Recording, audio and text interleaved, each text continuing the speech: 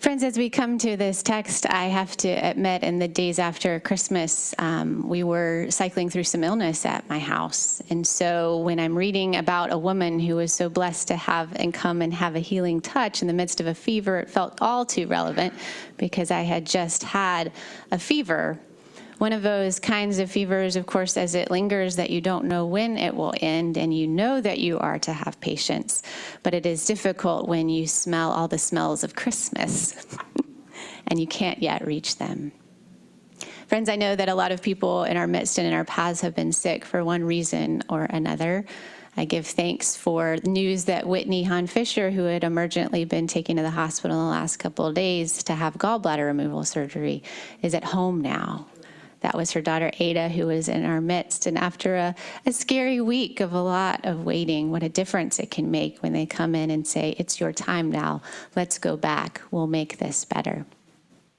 Now, we know that back in Jesus' day, there wasn't quite the industry of medicine that we have now. Certainly, in a lot of respects, it would have been a more scary time of which to find yourself in medical need. But there at the water of what would have been Capernaum, there at the Sea of Galilee, were people that were continually drawn to one who seemed to have the answers. We hear in the second half of Mark 1, after the baptismal account, that Jesus comes onto the scene, kind of like a lightning flash himself, a bolt of thunder coming into a world in such deep need of him. And so he comes, and something about his presence, can you imagine, communicates a deep degree of authority. Something about the person, who he is, how he inhabits the body of which he has been gifted from the cradle onward, communicates to them that there is hope, there is a promise to be had. And as he enters in, that he could make a difference in their lives. First, he preaches in the synagogue. Maybe he doesn't read directly only from the scroll, but speaks from the heart in such a way that seems to supersede some of which the scribes have been sharing. And then he goes out, and it's like he's trailed behind massively by people from the country and from the city, because the word is getting out. The word is getting out that he has something powerful to offer. But as you can imagine, as a disciple who has been recently called to Jesus' entourage, you want to get a piece of that action for yourself, because in this case, Simon's mother-in-law is ill as well. And so as he comes to this house, now we know very, very little about the disciples' family. We know about Mary. We have the sense that Jesus had siblings, but we know very little about all these people that got up everything from their lives, from their fishing lives and otherwise, and followed Jesus. That authority, that sense of charisma that he had, they followed along with him. But in this case, we're told that Simon has a family, would have a wife, in this case, the mother-in-law. Now, in this time, we acknowledge that the eldest woman in the household would have been the one running the household affairs or the domestic space. And so as he comes into that space, the one who is the matriarch of that space has fallen ill. As is the case, oftentimes we don't know a backstory about somebody's journey. Was she prone to have fevers a lot of the time? Was this something that cropped up quite suddenly? Has she been experiencing it for 1 week? 1 year or more? We don't know the nature of her need. We know that it's urgent, such that when this one, that authority, finds himself in this house, the natural thing to do is to approach. Now, what we don't have here are a couple of verses before, when in the synagogue, it's been kind of a shouting match. You get that sense with Jesus, that there's a demon there and they're going to kind of duke it out until that demon comes out and they can move on. But in this case, we know that she's prostrate. We don't know if she's responsive or if she indeed even asks or requests this, but it's requested on her behalf. And here's where we get a sense of the compassion and tenderness that is demonstrative of Jesus' range of emotion. He can be in a shouting match with a demon to get it out, and he can also be in a tender place, talking to a mother-in-law, reaching out, extending his hand, and bringing about a sense of healing.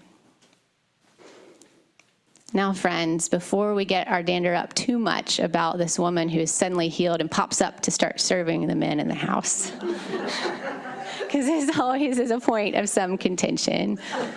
not only would this have been part of her coveted role as the head of that house, but also I loved a commentary I read that talks about this word diakonia, right? So when we think about service in the New Testament, we think about that, the deacon service. So what we come to know in the followers of Jesus are those who are very much called to be hands-on with Jesus' witness and return the love that Jesus showed by themselves serving and giving of what they have. So when we hear diakonia, we can celebrate that this woman, this early in this gospel, we believe to be the first written gospel, chapter 1, guess what? She gets healed and she goes to serve.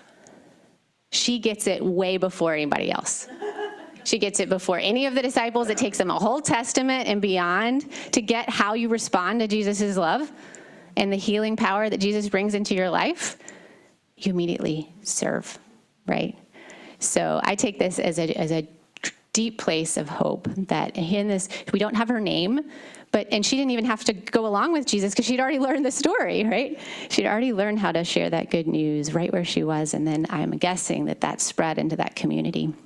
Because time and time again, we find and will find in Mark that people can't help themselves from sharing the transformation that has been in their life as a result of the healing ministry that Jesus brings. Friends, we have an opportunity here because the need for healing accompanies us today. As we know, there are people on our journey, people in our community. I saw some online who are at home because they cannot be here because of illness.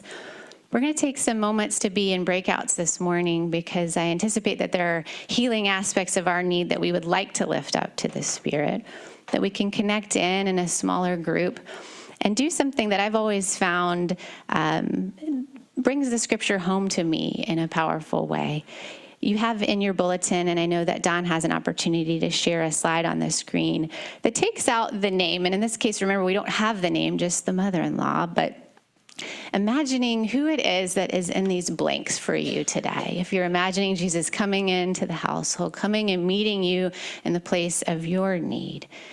For some, it might say, now Claire was in bed with a fever, which was true not long ago. And they told Jesus about Claire at once. Jesus came and took Claire by the hand and lifted Claire up. Then the fever left Claire, and Claire began to serve. Part of my service is probably coming before you today and sharing the witness of what it means to find healing and love. Perhaps you hear it in this way. Now, I was in bed with a fever, and they told Jesus about me at once. Jesus came and took me by the hand and lifted me up. Then the fever left me, and I began to serve.